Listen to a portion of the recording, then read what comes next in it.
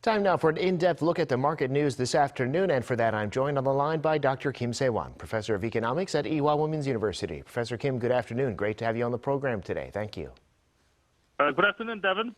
Well, stocks overnight on Wall Street, Professor, closed significantly lower even as Tesla shares had a small bounce back and expectations growing for the reopening of China's economy. The Dow having its first big decline this week, bigger on the S&P and the Nasdaq, though. What's the story in the global markets? U.S. stock indexes pulled back Wednesday as investors assessed the global growth implications of China's easing of COVID-19 restrictions. The S&P 500 closed down 1.2%. The Dow Jones Industrial Average lost 1.1%, and the Nasdaq Composite ticked down 1.4%. The U.S. stock market is in the middle of an end-of-year period when stocks tend to perform well. During the last 5 trading sessions of the year and first 2 of the new year, stocks often notch what is known as a Santa Claus rally. According to my calculations, since 1950, the S&P 500 has traded higher 78% of the time during this period for an average gain of 1.3%. But this year, investors are contending with the effects of China's reopening and rising global interest rates. From January 8th, China plans to scrap all quarantine measures for COVID-19, including requirements for inbound investors, both foreigners and Chinese nationals. That is likely to ripple through global economies and markets at a time of slowing growth and sticky inflation. Well, Korean stocks also had their own big decline today. Some of the biggest declines for Samsung Electronics and its affiliates. The exchange rate also coming down some more, but foreigners were big net sellers today. Tell us about the domestic market, Professor. Domestic markets all continued to drop over 2 straight days from yesterday in a larger scale. Without the Santa rally in the last trading day for this year, domestic markets are pressed by highly expected low growth for next year, both in Korea and global economy.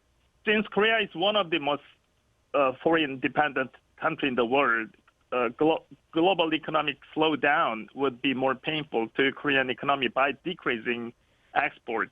The benchmark Kospi retreated 1.9%, and Kosdaq also dropped 1.9% today.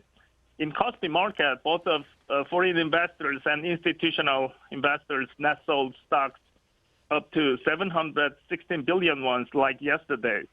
All of the 20 largest market cap stocks dropped heavily today.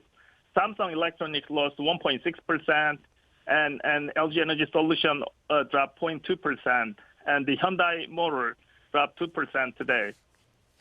Well, speaking of a slowing Korean economy, according to Statistics Korea, industrial production was up slightly in November, its 5th straight monthly increase, but there was a huge decline in production of semiconductors and consumer spending was down.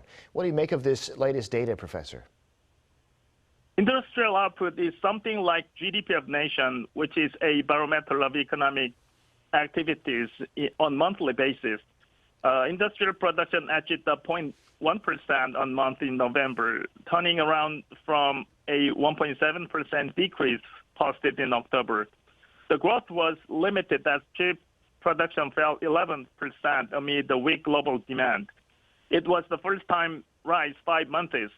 In detail, service output fell 0.6%, led mainly by accommodation and restaurant industries.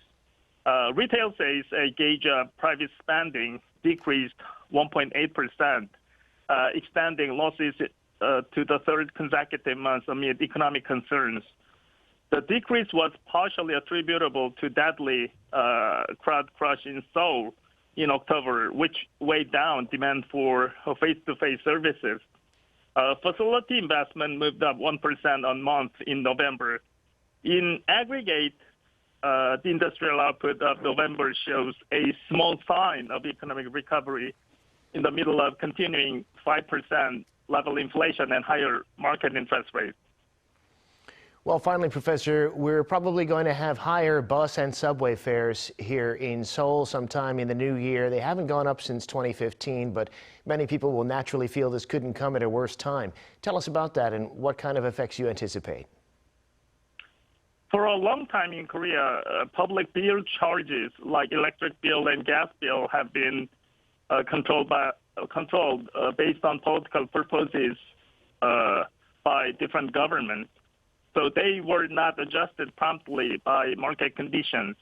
In the middle of highest inflation in 40 years, subway and bus fares in Seoul are likely to rise by a 300 won from as early as next April to make up for its growing deficits. The Seoul city government proposed a public transportation fare raise for both subways and city buses by 300 won in late April next year. This will be the first price raise in 8 years. The price hike will increase the fare to 1,550 won and 1,500 won for each. The proposed fare hikes comes by the city government operating subways and public buses, as central government did not allocate a budget for making up for the deficit caused by the free subway use policy for those aged 65 and older. According to city government, Seoul subway system has suffered on average net losses around 920 billion won annually from 2018. Right, and at the same time, you've got, you referenced the billions of dollars in deficits for the electricity company as well, which has come to the fore lately. Professor, we'll have to catch up on all of that another time and leave it there for today. Thank you, as always, for coming on the program. We appreciate your insights. Thank you very much, Devin.